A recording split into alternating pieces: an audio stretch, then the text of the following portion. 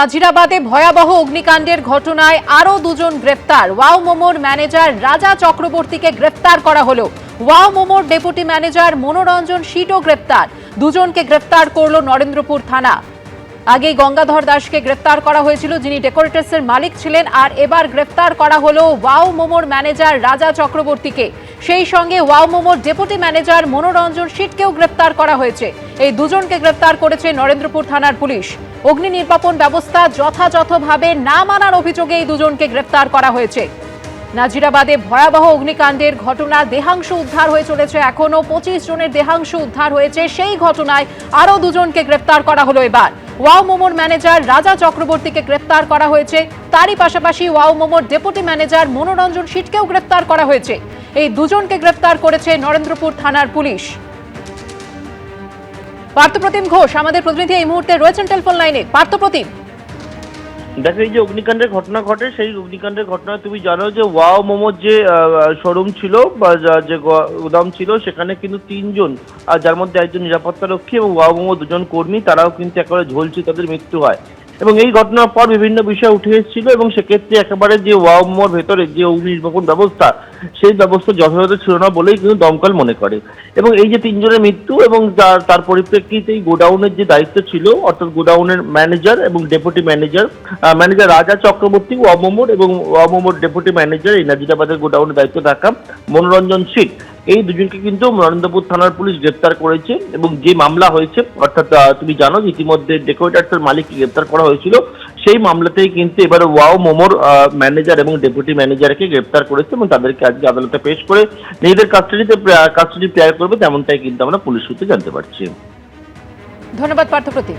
আজ ফের রাজ্যে আসছেন কেন্দ্রীয় স্বরাষ্ট্রমন্ত্রী অমিত শাহ। রাত 8টা নাগাদ কলকাতা বিমানবন্দরে তিনি পৌঁছবেন। রাতেই বিজেপি সর্বভারতীয় সভাপতির পর এবার স্বরাষ্ট্রমন্ত্রী আসছেন। আজকে রাতে কিন্তু যার বৈঠকও রয়েছে।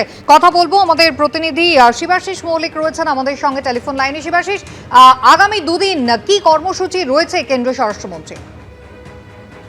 খুব সুন্দর। এখন শুরুতে তোমায় বলি যে কেন্দ্রীয় স্বরাষ্ট্রমন্ত্রী এই যে দুদিনের বঙ্গ সফর, সেই সফর কিন্তু পুরোটাই সাংগঠনিক, রাজনৈতিকভাবে সাংগঠনিক কাজে নজর দিয়ে আসছেন অমিত শাহ।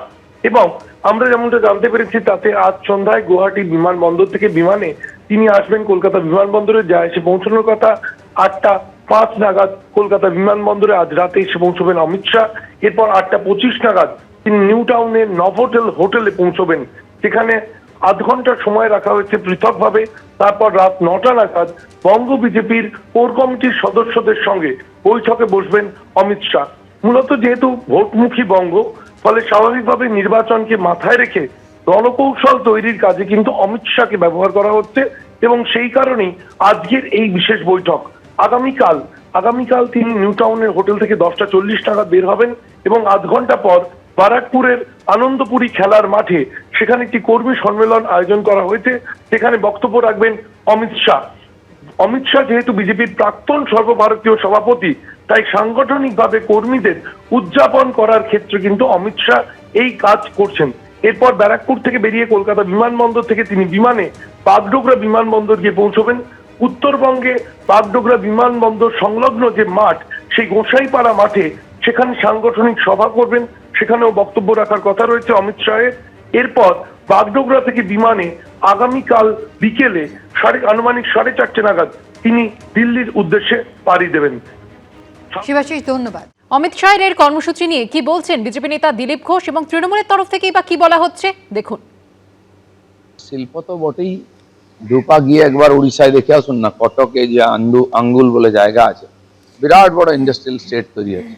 এখানকার বহু শিল্পপতি ওখানে গিয়ে জমি পেয়ে গিয়ে এই 1.5 বছরের মধ্যে অলরেডি কাজ শুরু করেছেন কারখানা। তো পশ্চিমবাংলায় কেন হচ্ছে না? বাংলা শিল্পপতিরা হয় দিল্লি যাবেন, ঝাড়খণ্ড যাবেন, বিহার যাবেন, নাহলে উড়িষ্যায় চলে যাবেন। বাইরের তো কেউ এখানে আসছেই না, এখানকার লোকেরা পালিয়ে যাচ্ছে। আর মানে অমিত শাহ আসছেন, আমাদের কর্মী সভা হচ্ছে, রাষ্ট্রীয় সভাপতি এসছেন, তিনিও কর্মী সভা করেছেন, তিনিও কর্মী সভা করছেন। নির্বাচনের প্রচার শুরু হবে মার্চ মাস থেকে। ভোটের পরিযায়ী পাখি অমিত শাহ, নরেন্দ্র মোদীরা যতবার বাংলায় ভোট আসে তারা আসবে, প্রতিশ্রুতি দেবে, ভোট মিটে যাবে, বাংলার মানুষের কাছে ঘাট ধাক্কা খাবে, আর তারপর বাংলার 100 দিনের টাকা আবাসের টাকা বন্ধ করে রাখবে। দয়া করে বাংলার মানুষকে আর বঞ্চনা করবেন না। বাঙালি পরিচয় দিলে বাংলাদেশে পাঠিয়ে দেওয়ার যে অসভ্যতাম, এসআইআর এর নাম করে 84 বছরের বয়স্ক মানুষদের লাইনে দাঁড় করিয়ে যে হয়রানি, সাধারণ মানুষের নামের লজিক্যাল ডিসক্রিপেন্সির অজুহাত দিয়ে হয়রানি, বাংলার মানুষ সুদে আসলে জবাব দেবে। এই নির্বাচনে লিডার অফ অপোজিশন হতে গেলে যে 30টা আসন দরকার, সেই আসনও ভারতীয় জনতা পার্টি পাবে না। এবিপি আনন্দ, এগিয়ে থাকে, এগিয়ে রাখে।